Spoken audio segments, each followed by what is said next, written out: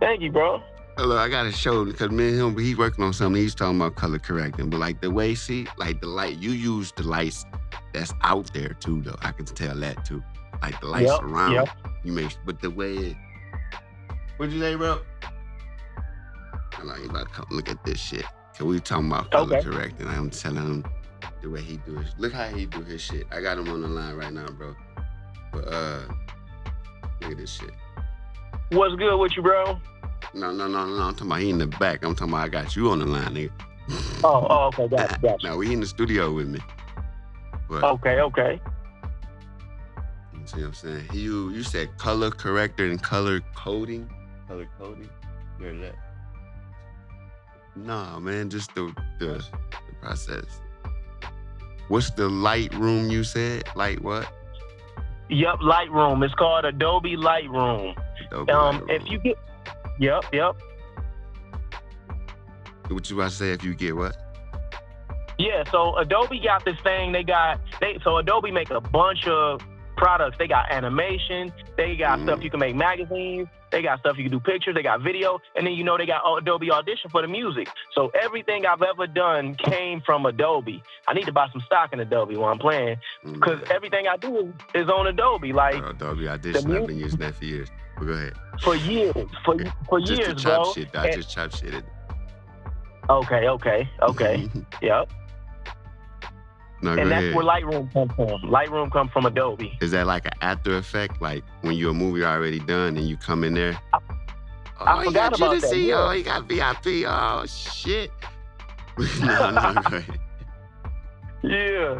What kind of camera you shoot with? Like you shooting with? Okay.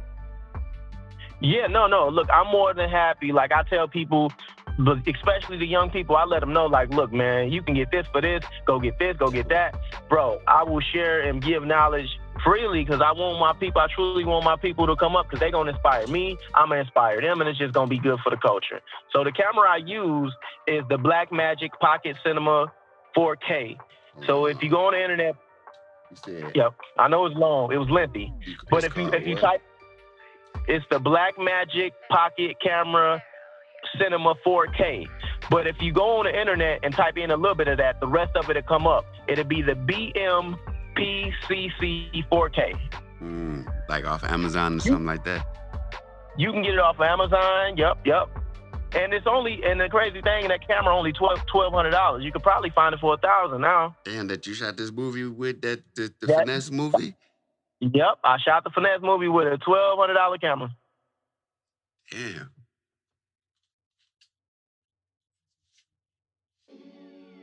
Do it got short battery life? The camera, or what you think? Yeah, they'll tell you about it. It's got its pros and cons. Mm-hmm. It does have short battery life, but that's depending on what type of battery source you use. So I use the regular batteries you put in there, but you can also get an external V-mount battery that power it for like 3 to 5 hours.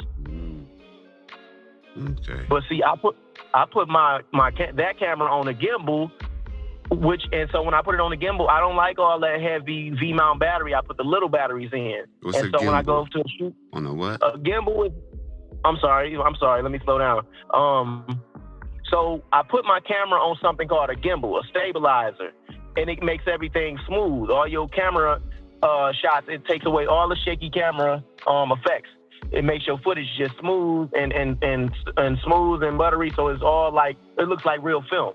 And so that's what a stabilizer is. My stabilizer was $500. You can get the stabilizer for the Blackmagic 4K camera. You can get a stabilizer for that for $500. You can get the camera for $1,200. And we still less than $2,000 right now. Man, the nighttime shot's crazy, man. I love that shit, man. I like your nighttime shots. Thank you, bro. Thank you. Do you have like Appreciate lights, that. like other lights out there, or what you got going on? And so look, I'm gonna let you know right now, bro. I used all natural light outside. Look, I know you. I could tell you using that light, the back light, because even the car lights coming out and it still look good. Yep. The camera specs on that Blackmagic 4K is good at nighttime. So all that shit is just natural colors coming in the camera. Okay. Yep. Back on there, because I'm so into the movie shit. So when you doing the video, do you gotta adjust like the aperture and the ISO, what they call that? Is it deal with that? Yeah, absolutely. Yep. Whenever you shoot a video, you definitely want to know what type of ISO you want to see. The ISO is one of the most important parts of the picture, because that gives you your good picture quality. The lower the ISO, the cleaner your image gonna be. Like when you turn your ISO up, the more you turn it up, the more sensitive it is to light, and you get a lot of noise. So with the Blackmagic Pocket Camera 4K, you get like everything after 6400, you get a lot of noise in it. But if you keep the Blackmagic Pocket Camera Cinema 4K camera, you keep that under 2000 and under, you'll be solid. But at nighttime, it don't matter if you got that little bit of noise in there, because it still look good. Like some of those shots was filmed at 64,000 ISO, and it was still good. But yeah. Yeah, like that shot. I don't know if you walking past a grocery store, the girl, and the way the lights in the back, that shit look crazy. Thank you, bro. Appreciate that. And did you change your sound, or do the sound sound different? You still hear me the same? Yeah, no, you sound good. Okay. So what I did, I turned my phone around. I was talking from the wrong end. Am I too loud? No, we good. I was talking from the wrong end. What you mean? So I got you on speaker, and I had my phone upside down. So I thought I was talking into the speaker, and I wasn't. For the first half. Okay. I knew something was changing. I was like, I've been too much into sound, bro. You know what I'm saying? But hold on, wait. We got some more questions for you, man. Hold on.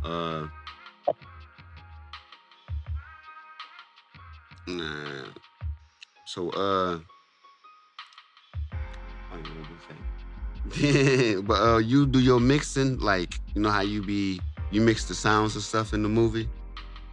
Yeah, I mixed the sound too. I did mix the sound. Yep. I mixed the sound and I really didn't do much. I kept it real light. I think I put a compressor on it, and I did a little EQ, and maybe on some of them I did a little noise reduction, but that was it. I kept it very light. I knew compression. Hold on. No, you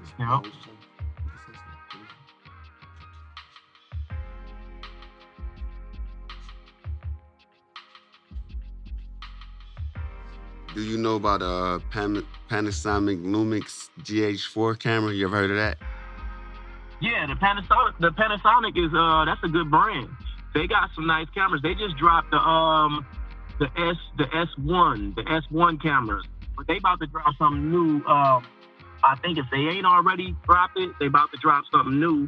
But so I actually this was my debate when I was gonna buy my camera for this movie.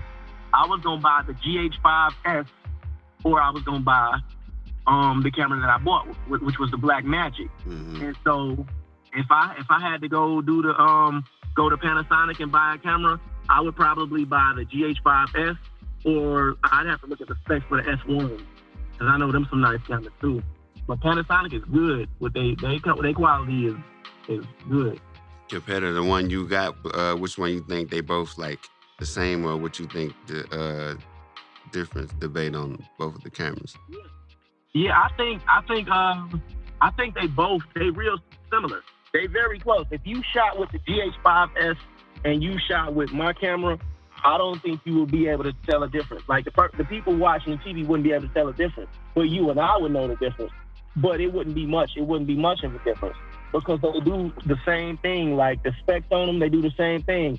And the slow motion, I think the GH5S shoots 120 frames per second, which is super slow motion. And my camera shoots 120 frames a second for super slow motion. And they both, with the Panasonic and with my camera, you don't have to slow it down in no type of program. You ain't got to use Quixer.